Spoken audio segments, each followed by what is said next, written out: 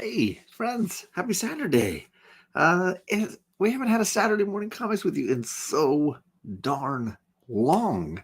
Uh, Soccer, volleyball, just so many things going on in the John's Comics with Kids world that Saturday morning comics has been a difficult thing to make happen. And thankfully, whether it's the rainy day here in Southern California or it's just the fact that we don't have things scheduled, we are here. And I mean, not exactly accurately.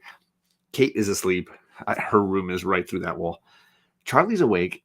She's just gearing up. She's got her bagel waiting for her, tomatoes. She's been reading some cool stuff too, Charlie. So she's got some things she wants to talk about. So she's gearing her way to join us here, hopefully in the next few minutes. Fingers crossed. But yeah, so euphemistically, we are here, and thank you all for coming and hanging out with us here on Saturday. It's been a hot minute. It's been a hot minute. So let's jump into the chat and say hello to those friends who were here early this morning, including this guy who I'm going to be seeing in Florida it's getting on like 3 weeks, dude. In 3 weeks, I'm going to be hanging with this guy in real life. It's just crazy. It's just crazy. We got Ryan the Magic Lasso talking about the Kate and Charlie show. Kate and Charlie show. Eat a bagel, pet a beagle, and watch the Kate and Charlie show. And Dad. And yeah, we got the bagel ready. We don't have any beagles around here. We do tend to have a more time with cats these days than we do with beagles. Tragically. And Nigel from Desired Comics in the chat. What's going on, Nigel? I hope your Saturday's going well. We got J Hood Creative. Sorry, too quick. J Hood Creative in the chat. What is going on, Jamie? Hope you're doing well. Hope your Saturday's kicking off well. I'm not trying to scream it out, right? Trying to control the volume, let my teenagers chill. JP is in the chat. What's going on, JP? I saw you got your run-in today. Hope things are going well. I do have some books that I'm sure you are interested in buying to talk about. I can relate to life making YouTubing problematic. I think we all can, right? And life goes first always and all the times. What is going on, Rod? Just a weekend. I'm going to see this guy in less than 3 weeks here too. Saturday in 3 weeks. Yeah, it'll be 3 weeks. Going to be at MegaCon in Orlando, Florida, with the Orlando, Florida crew and all those traveling homies. So that'll be a lot of fun. A lot of fun. Looking forward to that. What's going on? Jamie says, I'll be listening from the drawing board. He's finishing another TIE Fighter painting. Best one yet? Oh, damn, that's a high bar. That's a high bar. We got Mama in the chat. What's going on? Come on, Mama. How you doing? Good to see you. Got the Dr. Venkman in the chat. What's going on? Comic Book Frog. He says the kids finally got bored hanging out with it. I mean, I basically have 2 teenagers at this point, so I respect that game. I respect their game. What's up, Bronze Page in the chat? What's going on? Yeah, we got some good people in the chat. Everybody's hanging out here this morning. And we got Carrie. What's going on? Officially Unofficial Geek in the chat. We need our D&D. We gotta really push Mr. Comics 89 to get that D&D inspired version of the knockout, comic book knockout. I think you and I could really make something happen. Rise and Shine TK in the chat. What is going on, my man? Good to see you. In Devil Dog Time, man, is it really? I mean, 8:30, I feel like is somewhat normal. And you're on the East Coast. What are you talking about, right? You're 11:30 your time. Devil Dog Time. Get out of here. What's up, Bizarro Fett in the chat? Good morning to you. So when am I reading? So this comes up a ton. And the joke I always said is that eventually it's going to become John's Comics with Teens, but that sounds really inappropriate. It doesn't sound like what it should be. So I don't know that I can actually pull the name off. John's Comics with Teens, I don't know if it's going to work. I don't know. So yeah, I don't know when the rebranding is going to occur. So just, watch out. It's 8 o'clock somewhere, 8:30 here. But it still feels that's a normal wake up time. John's Comics with, and then just the big out, kids. John's Comics with more comics. guys are hilarious. So good morning, gang. Happy Saturday. I hope you're enjoying your weekend. Maybe you got some comic things going on. I know there's a lot of conventions going on right now. I know the Emerald City Comic Con was last weekend. I saw a lot of cool stuff from that. Very exciting to see stuff coming down. I know the C2E2 is coming up because it's the same weekend as MegaCon. I know a lot of homies are going to that. So many things going on. Yeah, exactly, Carrie. Yeah. As an educator in that world, you got to be really cognizant of your social media, right? You got to be really aware in 2023 of your social media profile. Comic John. Yeah, just John's comics with comics and more comics. But usually they're sleeping. I mean, that's also true. It's like living with bears. There's a hibernation period, and it's incredibly extensive. Or maybe it's more like living with cats, where they sleep a large portion of the day, right? Question of the day coming from Bronze Page. He said, "What's the best con that you people have been to outside of San Diego?" I will say, I've been to San Diego one time just last year. I got in on a really great deal to go just on a Sunday, and it was my first time. I've lived in California my whole life, never gone. I'm within driving distance, never went. So I went for the first time. It's not for me. I think it's too big and it's too celeb focused and too panel focused. I think I prefer more like the trade show style cons. And so for me, the best con experience I've ever had was Baltimore. And I still put Baltimore Comic Con as the high water mark. But it was also because of how much time I got to spend with my friends, how many new people I got to meet, and just that experience of like traveling to a con like that. I've never done it. So that one was really high with me. Comics with John. Cats are cool. And I'm learning this lately. We got Chris from Chaos and Comics in the chat. He says the girls are currently in contract negotiations, so they're not appearing till they get paid. Yeah, if I told Charlie that there was an animal in here, like a pet of some kind, should be in like a shot instantly. Come on, Mama says C2E2, and I do hear phenomenal things about Chicago's convention and C2E2. And eventually, I'd like to go at some point because I have a bunch of friends in that Midwest area that I would love to meet up with, but I can't just because it's not a driving con. If it's a driving distance convention, then I'm far more likely to go. Flying is a big expense for me personally. I don't know how for other people. I'm not judging or complaining. I'm just saying for me personally, paying to fly to a convention is a luxury. So I've only done it once before, and this will be the second time. So I'm trying to be conservative about those decisions. And one every year or every couple of years seems like it's reasonable. So C2E2 is in the next, I've got 3 cons I'd like to go to over the next few years that are flying only kind of cons. And C2E2 is high on that list. New York has got a convention. Is it Terrificon? Is the one I think in Philadelphia, and then there's one in Jersey that. And Georgia. Shoot, there's 4. Yeah, so there's a handful that I really want to go and try to do.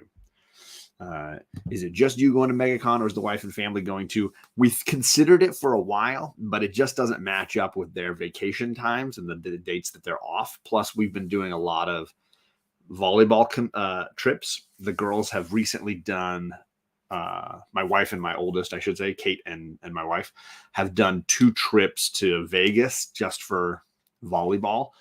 And I think that they're just kind of burnt out on weekend flying trips or travel trips. So they're kind of like, yeah. So it is just me. Yeah, just me.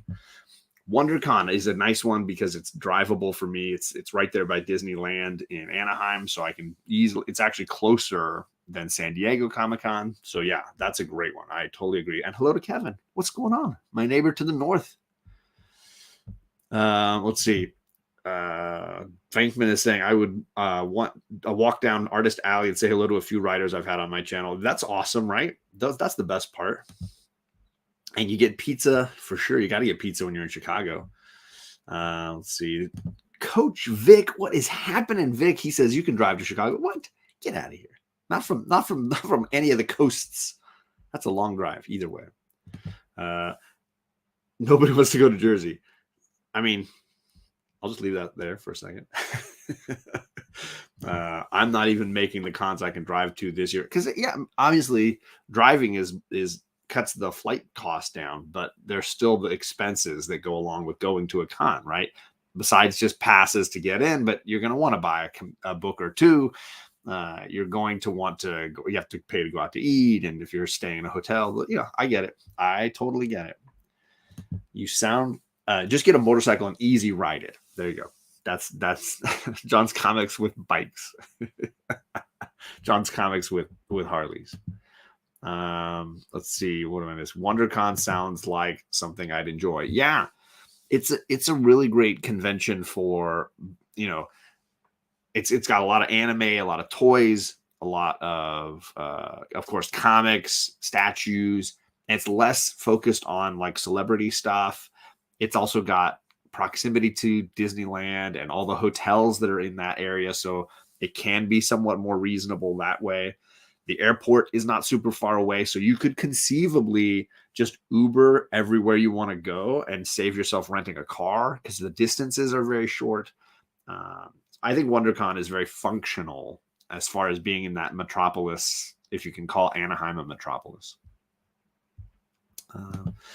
Got to meet JP, D-Rug, Daymares, Biggie Shack. See, that's the crew I want to meet. Those are great people. I would love to meet up with some of those guys. And those are more the Midwestern guys that I want to meet up with. I've met D-Rug twice, but that's the only one on that list. What is up, Schultzy? Good to see you. One love. So we were talking about C2E2, and there's a gentleman right there. Talk to the guy. I'm sure he's done C2E2 by now. Drive to Vegas, and we'll carpool to C2E2. Get out of here. Get this guy out of here.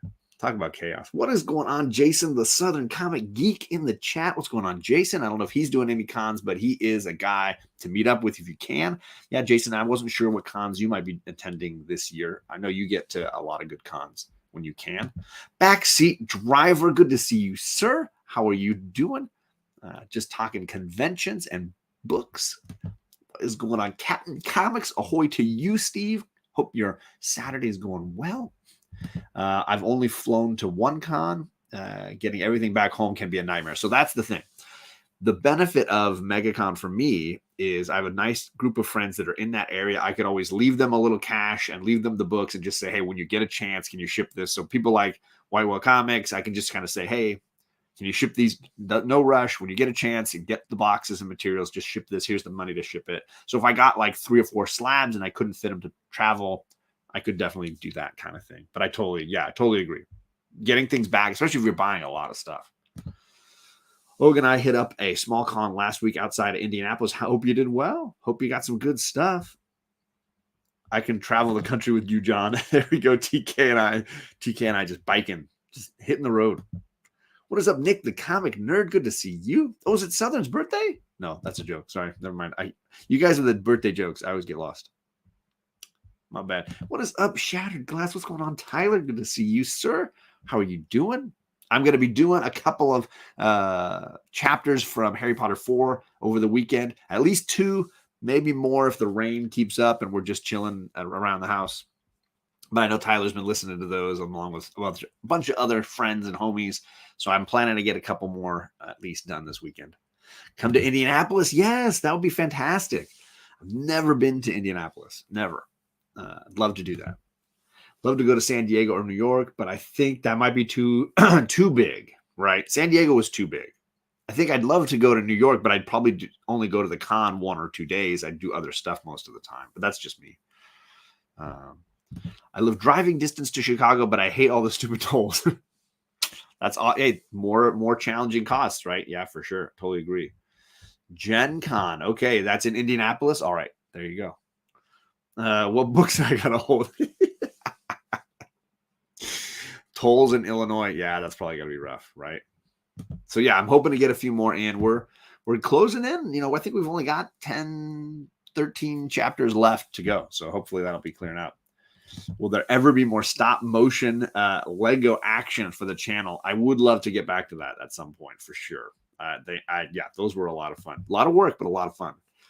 My friend Skip got me some Nick Dragotta signatures. He lives in Sacramento and knows a lot of indie artists that's awesome. If you can pull that off, that's fantastic. Knowing those guys makes a huge difference. If it ain't driving distance, I can't do a con. I respect that, and that's usually me. New York, you need 2 days to go through the con for sure. But then the other days, you want to go sightsee, maybe go to a museum. I want to enjoy a city when I go there and experience it a little bit, not just spend all my day nerding out looking over short boxes. That's me. The one time I was able to get to New York Comic Con, it was a great show, wide range of geekdom, but still plenty of comics and creators. There you go. This isn't Comic Man Andy's channel, but why did Barty Crouch Jr. stop drinking? Because it was making him move. That's fantastic. There are so many layers to that. That's fantastic. That is fantastic. Amazing. How was the read for Something's Killing the Children and World's Finest? I know you started those fine comics. So yeah, I am not caught up on Something's Killing the Children except in trade. I know they just released the 4th book. We just read the 5th trade on JP's channel, and I really enjoyed it. I think it's one of the better all-around trades. It's more even, not as highs and lows. There was a little more even keel. The action sequence at the very end was very exciting. So I've been enjoying it. World's Finest, I will get to that, and that's a great cue to kind of jump into my reading pile. So this is just kind of what I got at my shop the last few weeks and what I've been reading through. Got a lot of goodies here. What's going on, Cole? Congrats on your 1,000 subscribers. On he's got a contest going on his channel if you want to win some awesome books. He also just launched his new month of March comic cover challenge with Bearded Comic Bro. I got my books for that right here. So I'm going to be shooting that later this weekend. It's happening. So be ready for that. Come to Planet Con. You don't even have to go to the con if you don't want to. We can eat barbecue and drink bourbon. I mean, that sounds phenomenal. That sounds phenomenal. That's a win on so many levels. What is a bottom tier collector? Let's go. Okay, so let's talk about Poison Ivy, yo. So I use this on my thumbnail because this might be Jenny Frizen's best Poison Ivy cover. I don't know if you guys are reading Poison Ivy. This is issue 10. I've been loving it. I've been really enjoying, especially when they have the consistency of art on the interior. I know that there were a few issues where they had to split time, I think, because once they extended the run to an ongoing series, they needed to help keep up with the art. And so Takara couldn't do it all, which is kind of a drag. But of course, these variants are phenomenal. Here's the other that I got. I got 2 covers. I think both of these, one of them for the beauty and one for the creepiness. Something I loved about her eyes in this one, and the fun leaf scales bark going on here on her arm, and the hair. Yeah, so I snagged these 2. This was a very good read, setting up a new story arc, a California cult that seems to be using the mushrooms from the first arc, her spores from the first arc, and then using them to influence people. I like this. It's cleaning. She's got to clean up her mess while at the same time keeping true to her mantra and her mentality. So I've been really enjoying this. I don't know that I've read this much G. Willow Wilson in one run before. I've read an issue here or there, but I think she's doing a really great job. I think she gets Pam in a great way that I think a lot of writers don't necessarily. Sometimes she's either too good or too evil, and I think she needs to walk that line in the middle. She also nailed an issue with Harley Quinn the week before, and I think that's a tricky one to walk as well. So for me, G. Willow Wilson seems to be telling me she is the one for this character, and I'm really enjoying that. So I'm happy to say that book is definitely continuing for me. And it's hard because I usually don't pick books where I buy multiple covers. I just don't do that often. So very excited about that. I want to go buy that cover, but I don't want my wife to call me a creep. Yeah, I mean, I get that. Creepy but beautiful. is very right, Carrie. I totally agree. Let's see. A little weird about sexy covers. Yeah, I can appreciate that. For me, it's just doesn't capture the essence of the character, which is why I like this one the most. Like the idea of her as a killer, this seems scary. Like there's a little bit of fear to this cover. It's not just like a beautiful woman cover. So it worked for me on that level. Let's talk about a couple of X-Men books. Whoa, blue painter's tape sticking up. JP says it came yesterday, but G. Willow Wilson has done a fantastic job. So, okay, you got good reading ahead of you. So I got 2 X-Men books. I got Nightcrawlers, issue 2. This is basically Cy Spurrier continuing his Kurt Wagner storyline into this alternate future that the Sins of Sinister is projecting us into. And then I got, of course, the Alex Ross variant for X-Men issue 20. I read both of those this morning. I think Cy Spurrier is doing a great job. I like his style. It fits Kurt Wagner really well. And his, I think they're calling them the Nightcrawlers, the Wagnerines, like the chimeras that Sinister has made using the blood of Kurt Wagner. Really cool. They're basically like, if you're a D&D fan like Carrie and I, imagine that like they take X-Men blends and use them as like rogues, and they sneak in and they steal stuff. They're like the thieves of the mutant universe. So these Nightcrawlers are sneaking in all across the Marvel universe and stealing magical items. Really cool. So this is them stealing the Mjolnir, and they come up with a very clever design to steal Mjolnir because, of course, none of them are worthy. So they have to come up with a method to steal it. As they are seeing, this is, again, a possible future where Sinister has basically taken over, and he's using his minions, who he has blended with other mutant powers. He's using them to kind of take over Marvel's universe. The Nightcrawlers are sort of immune in the sense that, like, he can't control them because of their innate goodness. The innate goodness of Kurt. When you blend his DNA with anybody else, it's like the dominant gene, and it controls what's going on.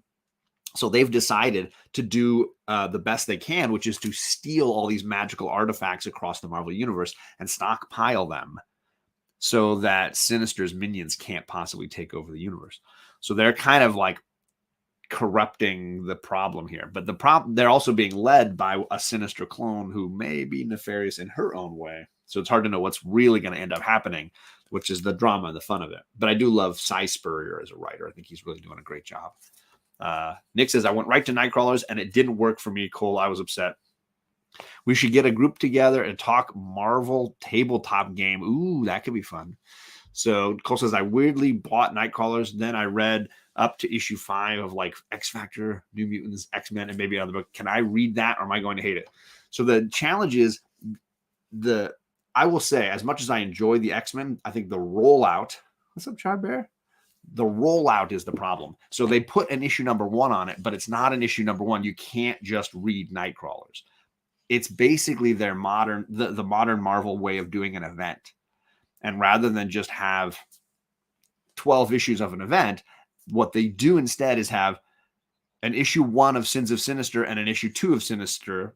And then they have 10 issues on the inside where it's like 3 done by Immoral X-Men's Kieran Gillen, 3 done by Cy Spurrier, 3 done. And so it amounts to the same thing. It's one event, but it's not produced that way. And everybody gets a ton of issue number 1s.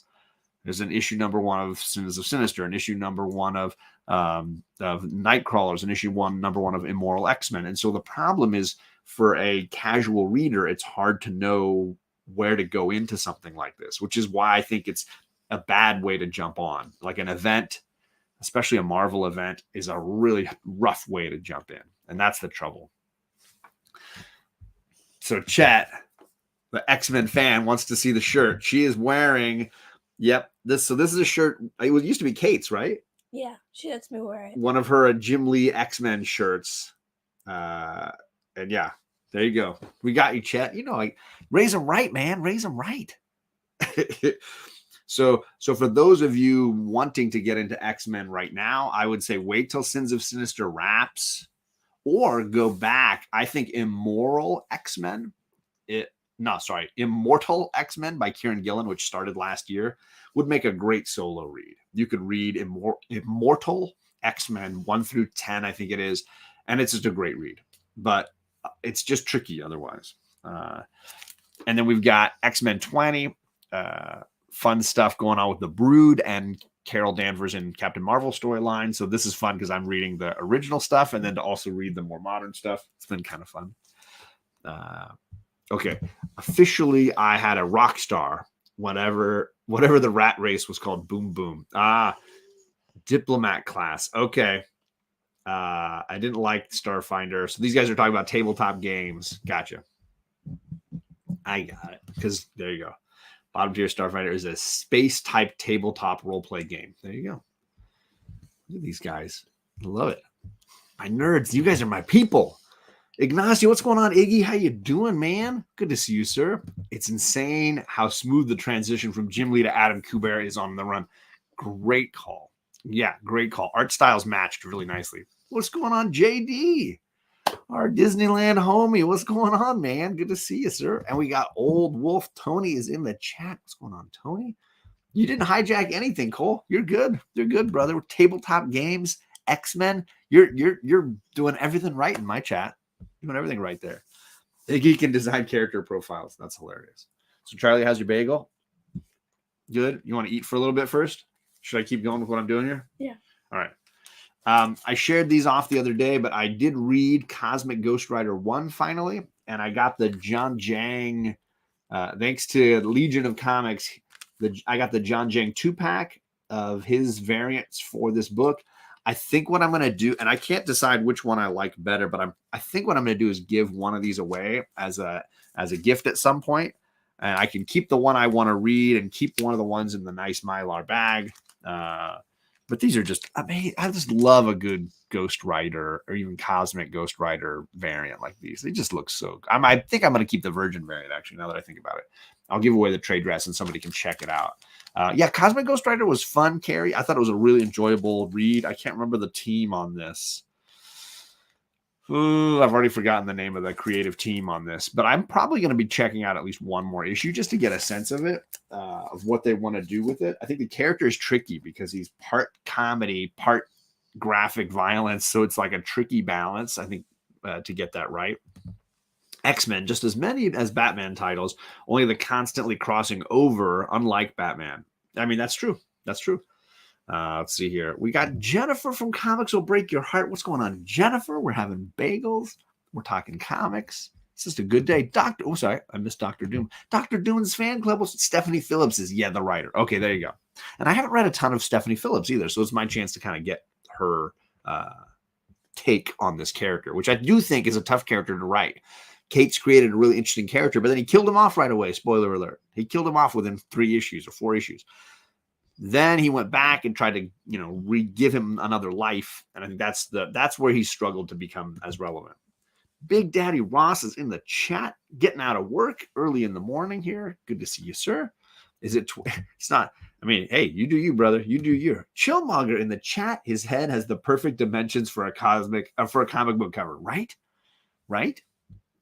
Let's see here. Let's see. Finally decided to read Wolverine 75. Then I decided to read Fatal Attractions in its entirety, and it's like a one title per story. Yeah, exactly. Lots of crossover for sure. Thanks, Nigel. I appreciate the reminder. Yeah, hit the like button. All right, so those are the new books that I've read. I have 2 indies on my list that I need to read.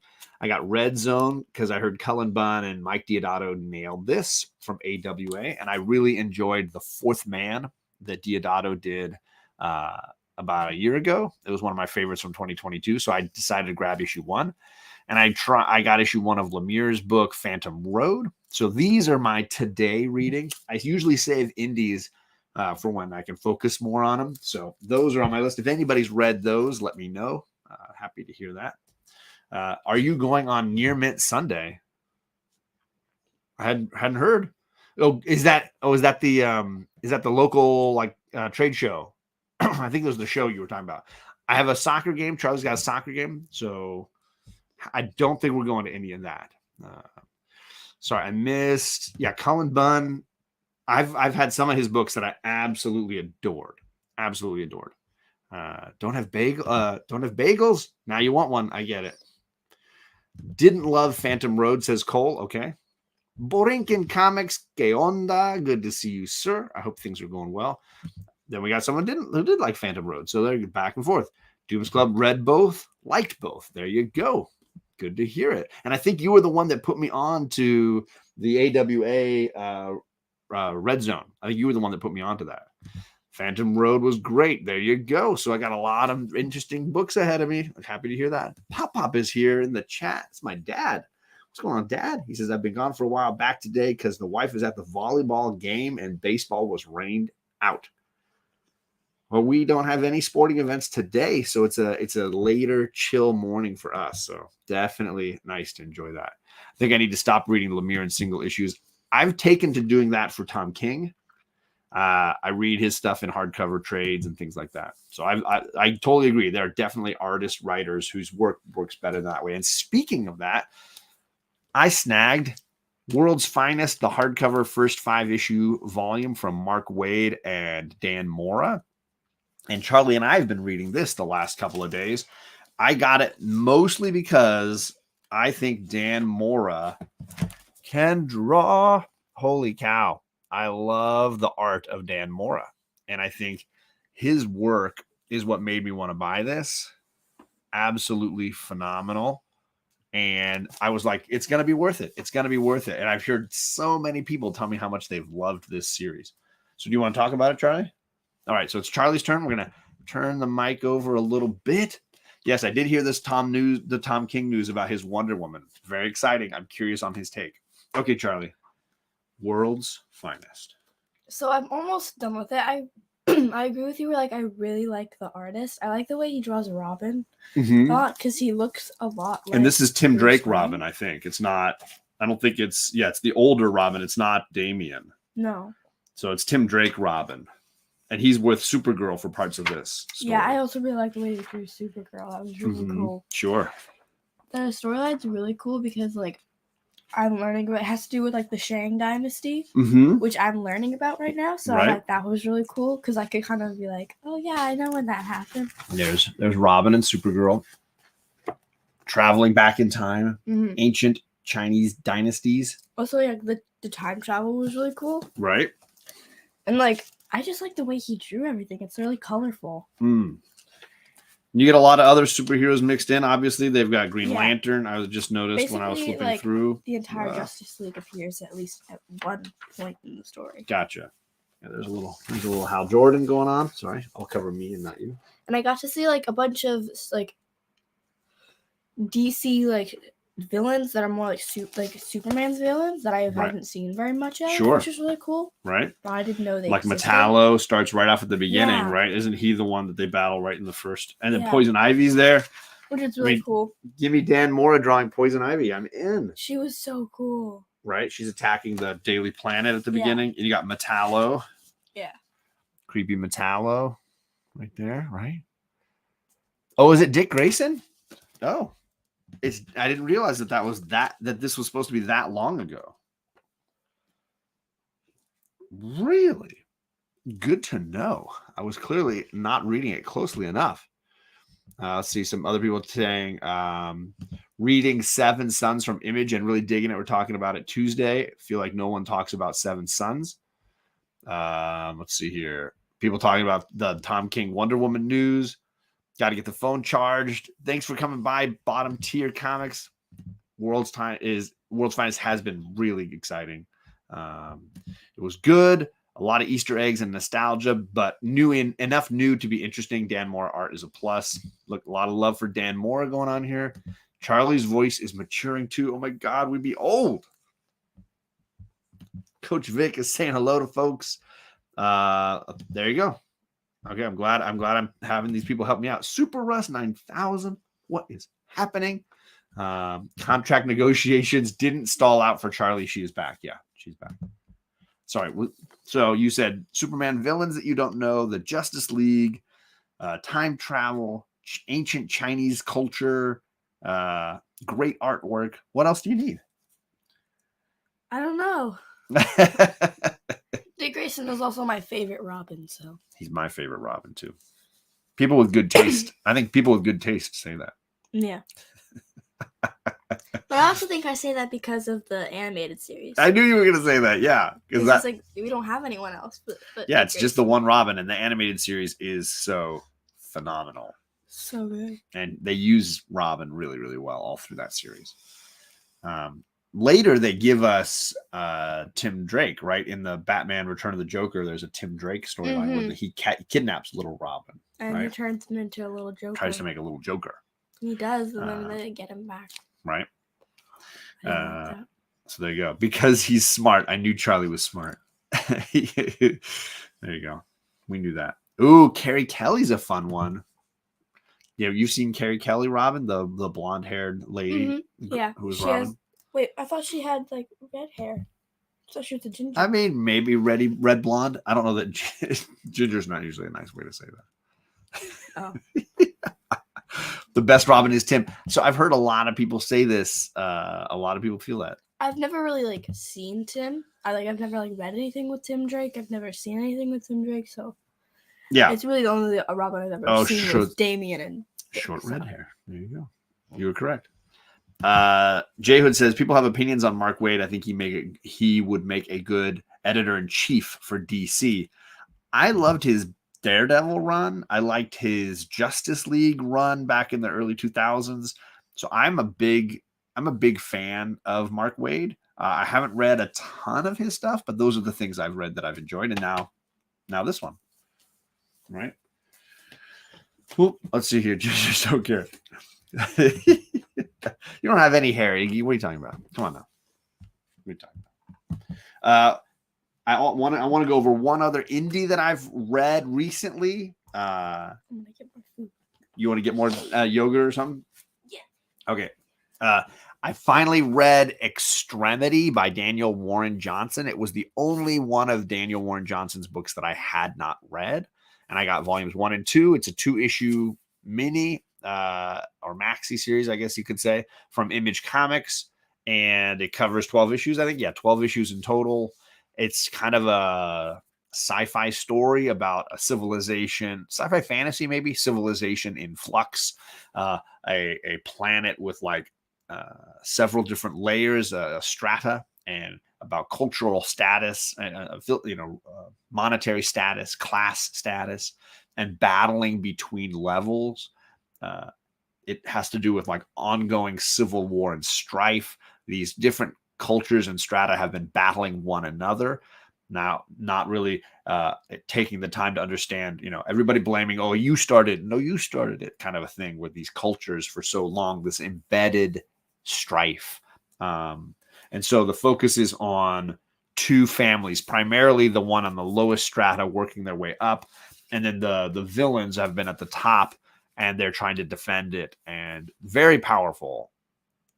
I will say it's probably, and I've said, I had this conversation with Legion of Comics the other day about James Cameron.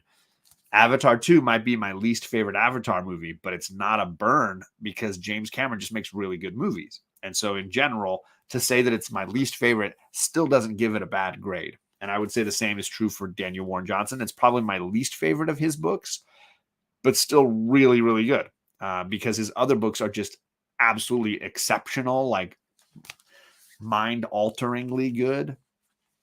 This one probably falls a little bit lower on that list, but still absolutely fantastic. If you in any way like Daniel Warren Johnson's style and his other books, I think you'll like this a lot.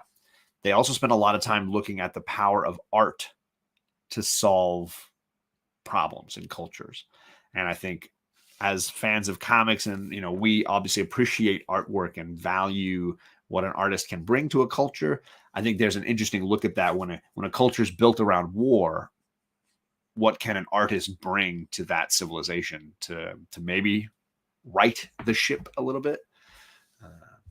Let's go back here. I missed a few great comments. Carrie is the truth. She does the most with the least. There you go. Yeah, that's the Carrie I remember is the Frank Miller Dark Knight era stuff for sure. Tim was the Robin when he started reading back in the 90s, so he's always been the favorite for sure. And he been the Robin quite a long time. Let's see here. We got Promiscuous Time Travel. What's going on, Kyle? Good to see you. Good morning. How you doing? We got Comic Journey. He's been having some great shows lately. Specifically, he had Tom and Ryan on discussing their new comic that they wrote. Absolutely fantastic interview. I thought did a great job. So thanks for sharing all that great information on your platform there, sir. If you guys don't know these channels, you can certainly subscribe, click and link, and check them out. Chuck Dixon, Tim Drake series from the 90s. I mean, you're saying a lot of the best words there. You got all the good words in that sentence. So yeah, keep all those words. Just got back. Dr. Framing said, do a quick recap of all the books. I'm on it. Was it Dixon that wrote Tim and the Huntress? I believe so. There it was. Yeah. See, there you go. I mean, do a power bomb. Phenomenal. I loved the Beta Ray Bill that Daniel Warren Johnson did. I loved Wonder Woman Dead Earth. And for me, obviously it's right. Where is it? Right here. It's hard to see, but that's a poster for Murder Falcon, which is my personal favorite. I do think it's Murder Falcon for me is like a mind-altering, life-changing kind of book. It's that impactful. So freaking good. Let's see here. We got You Should Pick Up Torrent by Mark Guggenheim. Also pick up Do a Powerbomb. Absolutely. Got Powerbomb. Phenomenal. Great book. Let's see here. So yeah, I'll check out the Torrent by Mark Guggenheim.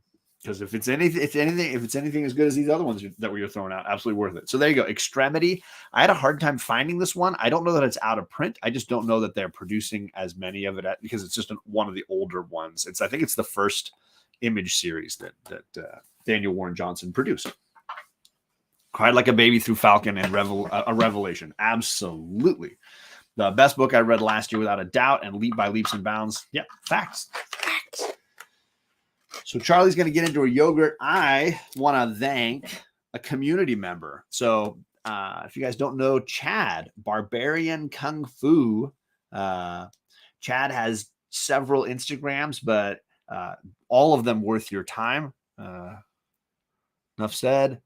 Chad sells comics really cheap. He's got a Barbarian Kung Fu sells comics as well as a Barbarian Kung Fu, regular. So he's got 2 Instagrams, and he'll often, I think it's almost every Wednesday, post a ton of claims on his Instagram.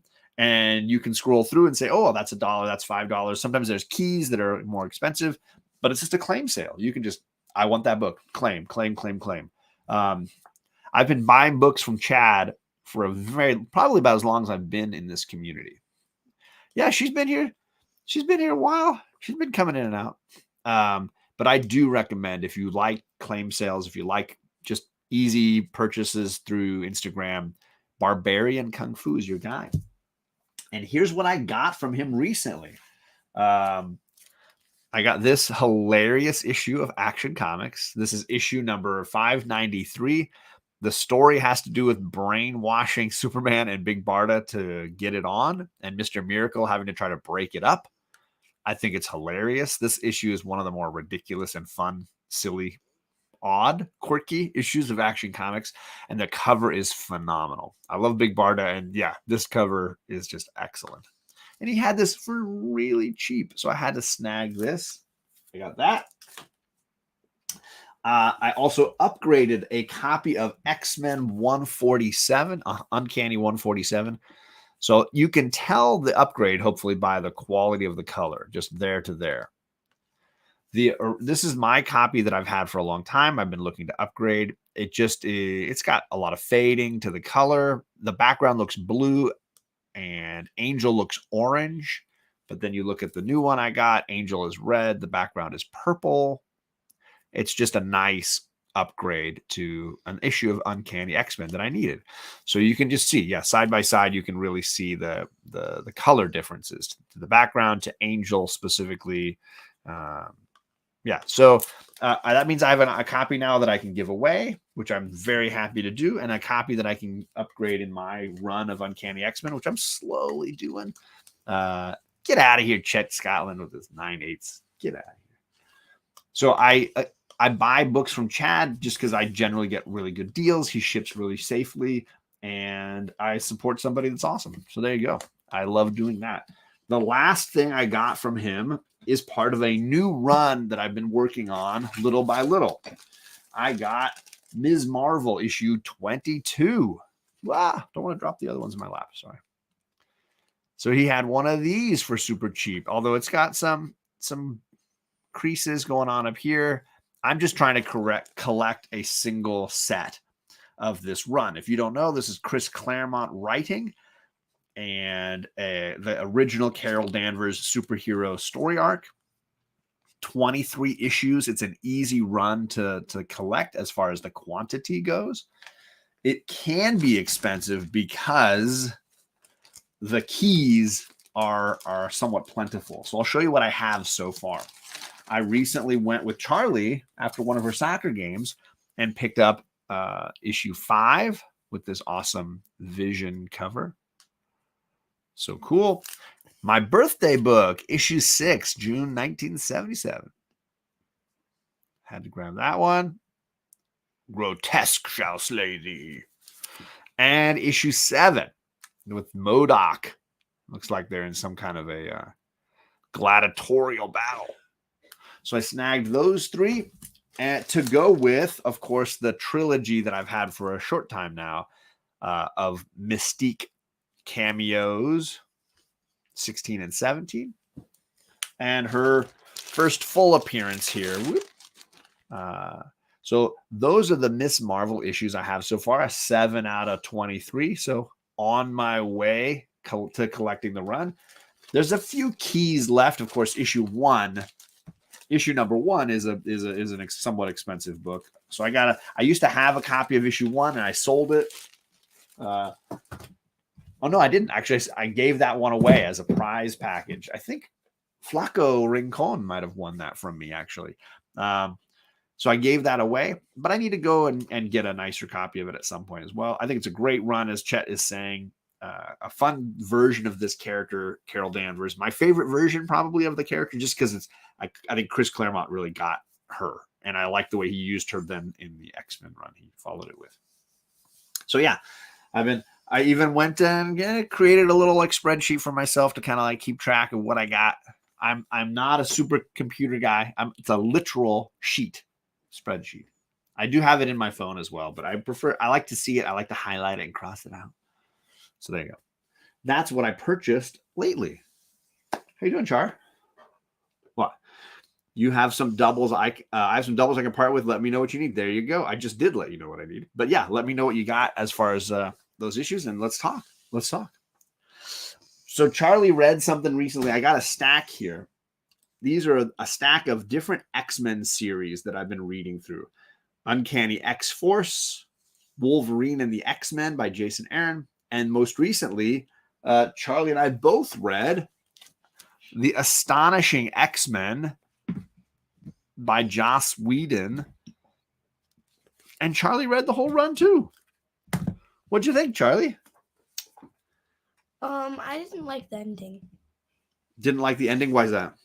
Well, can I spoil it or not? I mean, you can spoil this. Let's see when this series came out, but I'm guessing it was early 2000s, 2004. Okay. If people had 20 years to read it, I think you're good. Okay, so when like Kitty Pryde just like kind of goes off into outer space in the giant bullet, I was like kind of like, what? But she's like such a cool character. And I was like really upset that they kind of just did that to her. Sure. You can't just throw her out like that. Kitty Pryde is used pretty well, I think, in this series. Yeah. But a great team. They got Colossus, Emma, Cyclops, Wolverine, Beast, and Kitty as a crew. Absolutely exciting stuff. Yeah, Chillmonger. It was my first time finishing this run. I had read the first trade several times. I feel like I had read this first arc a bunch, but never went past it. And then I found the chance at my LCS to snag a few of them, and it's only 4 trades in the end. I couldn't find any kind of an omnibus currently printing for this, but there it all is. What? Oh, I was done this. J Hood says it was a breath of fresh air for the team and needed to flush the tank from the Grant Morrison era. There you go. Kitty made her name in that series to me. All right, there you go. 62 Lefty Blues. What is going on? Good to see you. Reading the Extreme X-Men again. Love that series. I don't know that I've ever read that one. Again, what I've noticed is there are a lot of runs like Wolverine and the X-Men by Jason Aaron, or Rick Remender's Uncanny X-Force, or Whedon's Astonishing X-Men, or Jeff Lemire did an X-Men run that I just read recently. A lot of series that I've never read, and I've been going back to try to read them. Charlie also said something that I think JP is gonna be happy about. What are your feelings about Emma Frost? I don't like her. I don't like her and Scott. Yeah. Like, because he's basically just trying to, like, recreate Jean Grey. Like, it's like a fake relationship. He's not with her because he wants to be with her. He's with her because she's, like, basically Jean Grey, but just different looks. But blonde and evil? Yeah. Well, even Jean Grey was a little evil because she was the Dark Phoenix. Yes, it's a great line. What stage of grief is this? Because grief has stages when you lose somebody in your life. And Wolverine questions him, right? Right? Mm-hmm. Chet likes you. Chet's in for it. Unsubscribe to J Hood. What is going on, Gorb the doll? Good to see you. How you doing, Gorb? Yeah, always love that scene with Wolverine waking up Scott and Emma bright and early. He's like, preach, Charlie, preach. Yeah. And then, like, I think she takes it, like, a step further at one point where she, like, she changes herself for him. Visually, it's really just altering his mind, right? Yeah. It's not like Mystique where she's changing. No. She's editing his mind. And I was just like, dude, how do you not see that as, like, a red flag? For both of them, right? Yeah. Not just for one of them, right? Because, like, she knows that he doesn't. She even like says that he, like, doesn't actually want to be with her. He just wants to be with her for Jean Grey, and then that's when she becomes Jean Grey. And then they both, like, I think, continue in the relationship at the end of the book, and I was just like, what? No, that doesn't make any sense. Chillmonger says Magneto returned Kitty from the Bullet when he wanted to join the X-Men, but that was a different series. So that's how Kitty gets back, apparently. How long is she in the Bullet? I don't know. How long does she not have food? How skinny does she get? JP says Scott is a red flag, just as a whole person. He kind of is. He can't, like, everything he sees is, like, in red vision, right? Because he has, like, those goggles. Right. He has the crystal quartz that he has to wear. Yeah, it's, like, the only thing that, like, he always sees everything in red. Well, but there is that part of the story here where they sort of stop his power. Yeah. And I was like, right, where he doesn't have his power for a while. But he still has red eyes. He does, yeah. His eyes are still kind of red. Because he still has the power inside. They've just cut it off, right? Yeah. Yeah. Like, Jean used to do that. She did. There's a couple of stories when she was Phoenix where she could basically, like, control the power. He didn't like that she had that power, though. Well, nobody wants to be, like, controlled like a robot or something. No, but he didn't like the fact that she was, like, super powerful. Like, it felt different to him. Like, one time, like, she was, like, spending time with him, and then she just changed out of her outfit into, like, a swimsuit in, like, a second. And he was like, I don't like the way she does that. And then she, like, took his glasses off, and she was controlling his blast. He just didn't like it. It was overwhelming. Doom says Charlie gets it. Chat says Charlie needs to be on Omni X-Men once a month. JP says yes. Charlie can see what he really is. Smarter than John for sure. Come on, Mama says tell us how you really feel, Charlie. Scott is 90% attitude and 10% goggles. Yeah. I love it. So yeah, if you have other options for me, like it looks like Venkman mentioned Extreme X-Men. I've been trying to catch up on some of those late 90s, early 2000s. I really just took a huge break from X-Men. Basically, the end of the, like, Claremont Kubert kind of era stuff, and then didn't read a ton of it through. I read Age of Apocalypse later on. I've gone back and read that. And now I've been kind of just collecting fun runs of X-Men that people have told me are amazing. Grant Morrison's run is on the horizon. The omnibus for that comes out in June, and I'll be buying that and just devouring that. That one is definitely on my list to read. So every once in a while, I find a great run that somebody says has really great value, and I just try that out. So here you go. 7 trades for Uncanny X-Force, 8 trades for Wolverine and the X-Men, and then 4 trades for Astonishing. I read all of those. Read all of them. She spent almost 2 years phased in a bullet. But how did she eat? She just became one with the bullet where she no longer needed sustenance. Oh, I have a question. What if she like is eating and all of a sudden she phases while the food is like going down her throat? Does it like phase out of her? I don't know how that works. Yeah. Does she phase through the food? So many questions. I learned not too long ago, actually, a handful of years ago, that she also has the ability to float, because otherwise she would phase and go right through the earth. Oh, yeah. So she has the ability to like levitate, which is why she can go through the floor or through a ceiling. Like she can float up through a ceiling or float down through a floor. She can control that levitation. That's true. Otherwise she'd be like just falling. Yeah, you would turn incorporeal and just go right through the ground. Yeah. Right? Might be bad. Oh, she does that to Emma in the books.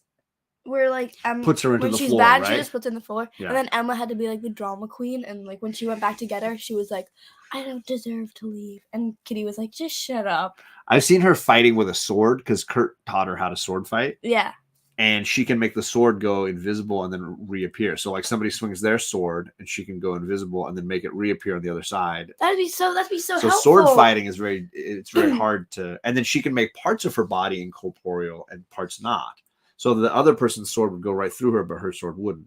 That'd be so cool if like she's in a sword fight and like, you know how like often people can't, like it takes forever because they like keep getting caught in the same spot. I've seen her often. She can make it go through. Yeah.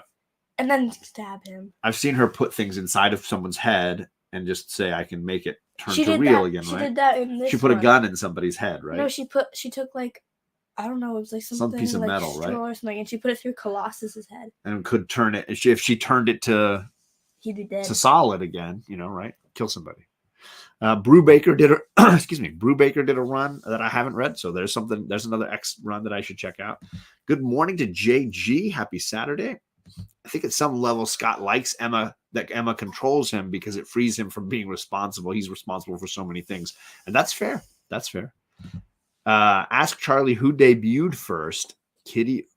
So I don't know that Charlie's ever read the book. I know that Emma goes to get Kitty and then recruits her. Yes. And then that's why Kitty doesn't like her because they mentioned that in this run a little bit.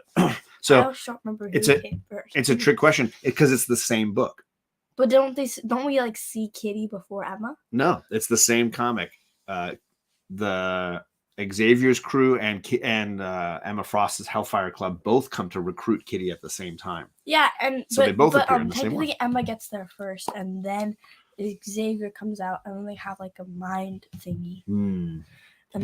Current Extreme X-Men miniseries ties into the Wolverine Kitty Pryde miniseries from the 80s, and I think you read that maybe at one point, Charlie. The 80s miniseries. You were reading a lot of those, like the Vision and Scarlet Witch ones, and Grant Morrison is the ideal writer for complex psychological drama. He would be perfect for Harley Quinn. That could be interesting. Kitty Pryde's powers are amazing. I agree with that. Big time. Now, let's see. Does Charlie have a favorite X-Men character? Who's your favorite mutant? You've seen a bunch of the movies. Not all of them, because there's some really bad ones. You've seen all the good ones. You've read a fair amount of comics with the X-Men. Not a ton.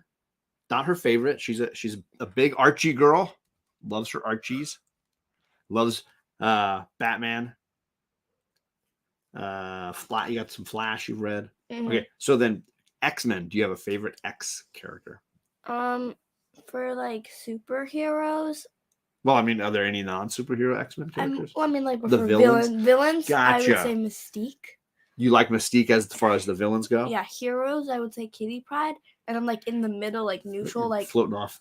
Sorry. Like the ones that go like sometimes they're villains, sometimes they're heroes. I would say Phoenix. Okay. So Phoenix, A lot of the girls. Mystique, and Kitty, you said? Yeah. Okay. Good. Those are good picks. I always feel like I used to like Xavier, and then I don't know. I just felt like he was kind of a tool. Correct. If you read enough X-Men, you learn that. He just kind of seems like he uses everyone. Not the to bad get to ones. where he needs to be. There you go. 129 may be the first X-Men comic that you owned. So that's the issue where Kitty Pryde first appears and Emma Frost. That's a good first appearance. That's a good book. Sleepy Beep Beep. Anything else you wanted to share or discuss? Oh, while her sister and mom were in Las Vegas, Charlie and I have gone not only fast, we've gone furious, and we've watched 6. I think we watched 5 actually. I think we're on 6.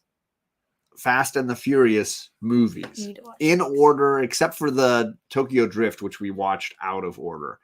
But Charlie has been watching a ton of Fast and the Furious movies, learning all about family, fast cars, ridiculous stunts, drift, and big ripped muscles. I don't know why I flexed because I don't have any of those things. Tanks. And tanks, yeah. The one we watched recently had tanks. What's his name? Shaw. Yeah. His brother is gonna come. Hobbs and Shaw. We haven't seen that movie, but we've seen the characters appear. So I don't know if there's any Fast and the Furious fans that have any questions for Charlie, but I was curious on your thoughts. Do you have any feelings about the film so far? Well, my least favorite character was Vince, the guy who was kind of a jerk to Brian in the beginning. Right, because he is in the first and the fourth ones, right? Mm-hmm. He's in 2 of them, if I remember correctly. Yeah. And kind of a scumbag in both of those. Mm-hmm. Yeah. He's just kind of annoying. But he's still alive. He's not dead, right? No, he's dead. Did he die? Okay. Mm-hmm. All right. Because at the end of Vin Diesel's character gives his wife and his son a bunch of money. Gotcha. There you go. My favorite character is probably John Cena. No, you like Vin Diesel's character? Yeah. John Cena shows up. I don't think we've gotten to John Cena yet in these movies. I don't think we're there yet. I think he's last Fast and Furious I saw was the one with Paul Walker. Oh, the last one with Paul Walker. Sorry, I was like, they most all have Paul Walker. I think it's just the last couple that. I'm really upset that he died because he was like really good character. You like Brian? Yeah, and he has a son now. He does. I think. Yeah, well, it was a boy. It was a boy. Yep. And I can't remember what they named him. Jack or something. Jack, I think. Yeah. We have to find out if he's gonna want the. Yeah. Tokyo Drift was the third one. It went Fast and the Furious, then Too Fast, Too Furious, and then Tokyo Drift, and then Fast and Furious was the fourth one. Then Fast 5, and I think we watched the 6th one as well. I don't remember because no. I'm gonna spoil it because they've been out since forever. But Daddy, because the 4th one was the one where they find Vince again. And then after that, remember they move, and that was the first one with Hobbs. And then the second one with Hobbs was the 5th one, which is when Letty comes back. Plus, remember they get a bunch of money, and that's the one where they find out the girl's pregnant. And then they have to move to an island so she can have the baby. And they get the Brazilian lady. So Gal Gadot, right? No, the Brazilian lady that's like the police officer that doesn't really do anything. That's kind of useless. Let's see. Scattered across the globe. Yeah, this is the one we just watched recently. Fast 6. Fast and Furious 6. That's the one when he goes and when Hobbs goes and collects them to help him stop the bad guys that want to collect that tank. That's the tank one, the 6th one. Yeah. No, but no. It says it right there. What? No. There's a lot of these. There's a lot of them, and we've been binging them, so it's easy to mix them up. I still have 3. Dune buggies on Mars is the next logical step for that franchise, says Gore. He's mad because the 10th one isn't called Fast 10 Year Seatbelt. I am upset about that. I do think that is like an incredible missed opportunity for the people creating the titles and promotional material for these movies. What would the 11th movie be called? I don't know. They've already ruined it for me, so. Yeah, Drift was released out of order. For fans that know, chronologically, it fits in a different spot. Release order-wise, it was the third film, right? Drift was my least favorite. Honestly, Charlie, I have no idea which movie has which scenes either. Charlie, they just run together. Yeah. Yeah, you could probably like take a bunch of scenes from each one of them and like put them together, and you probably would think it was the one. This is make a whole new Furious movie. I know. You could have a bunch of twists. Do you have you said your favorite person was Toretto. Do you have a favorite sequence, a favorite action scene, a favorite stunt, a favorite film, a favorite anything? Well, I have a least favorite stunt that looks really cool but makes absolutely no sense. Which one was that? The one where he jumps across a bridge and catches her and then lands on a car windshield and somehow doesn't go through it and also somehow doesn't break his back. But you still loved it, right? It still were like, that's so really cool. Cool, but like I love it. So how many of the Fast and Furious have Godot in them? Don't give away too much of where her character is, what's going on. But I think she's in, so she's not in number 1, 2, or 3. I think she appears first in 4, right? She's not in the other ones earlier than that, right? Yeah. Though I think she first appears in Fast and the Furious 4, if I'm not mistaken. Yeah. I'll double check. Now I'm questioning myself. Gal Gadot movies. Let's see. Fast and Furious. So it looks like 4, 5, 6. They're listing her on 7 and 9 as well. So she's in a lot of them. But she's one of the like crew, right? She's one of Toretto or Vin Diesel's team. I like Roman Pierce and Tez. Yeah, his two buddies. Brian. These are Brian's guys, right? Brian's buddies. Brian's friends from Too Fast, Too Furious. Roman Pierce cannot control his mouth. He is always yakking. But I like him and Tez. They're like really funny. And then there were the two, I think Mexican Fast 11 supposed to have Millie Bobby Brown coming in and going to be a Stranger Things crossover. She's in everything. She's in the Get out of here, Godzilla thing. That's hilarious. Is she more fast or furious? She's fast. She's not furious. She doesn't get angry at all. No, she's just like gorgeous. She's gorgeous and fast. Someone who has no emotion would be Toretto and Letty. I mean, that was what was. Charlie has not seen Gone in 60 Seconds yet. She has not. Letty's character, she doesn't change emotions at all. Every face is just the curled lip face. What they do is they pick actors who can do like one thing really well, and they make sure they just keep doing it all through the movie. What's up, Bueller in the chat? What is going on, my man? Another guy who's going to be at MegaCon Orlando that I just can't wait to spend some time with, have a coffee with. I'm going to make sure one of the first things we're doing is getting some coffee, man. Me too. Looking forward to it. I want some coffee. Well, you've been yawning all morning, so I don't blame you. I heard that there was a Wonder Woman video game. I didn't hear the specifics. I'm way out of the video game loop at this point. If it's not old school Nintendo, I probably don't know anything about it. We should play some James Bond today. We got to read some Harry Potter today. And then we play some James Bond. We'll see. You gotta go. You got friends that want to hang out with you too. Remember? That's true. We're way past an hour, and we're done sharing all our books, and we've talked a little Fast and the Furious, and I think that's it for today. What? Puppetine is going to be at MegaCon. He lives near there. All right. I have to bring my own puppet. Do I have to bring my own? Of course it's GoldenEye. Absolutely, because I have an N64 that is totally playable. And he's so good at it. I'm very good at GoldenEye. One time, one of the few games I was ever good at. One time, Kate and I were playing, and we were on a team against him, and he noticed that Kate and I were turning the same corner. Like, I was on this side, and she was on this side. We were going to meet. So he pretended like he was one of us and was like, oh my God. He started shooting, and then we started shooting. And then we shot each other and killed each other. And then we got so mad we had to get the game taken away. Yeah, I had to take the. I made them so. I wasn't anywhere near them on the map. I was somewhere totally different. I saw them coming towards each other, and I just jumped out and started shooting, and I yelled, "Ah!" And then they were like, "Oh my God, he's right there!" And they started shooting, and they only saw gunfire. And they started. I created a friendly fire chaos moment. Yeah, Kate. They never forgave me. You or Kate, you guys always pick Odd Job because he's so tiny, and it's so frustrating for me because I have to like aim lower. Yeah, if you're Odd Job, you're right below the gunfire line. You can sneak right under people's muzzles. Yeah, I mean, if you can escape. I always play the girls. That's fair. I mean, I totally played that game a ton, absolute ton. Kate and I used to play it a lot more. Simpatico here, man. Bucket list for sure. For sure.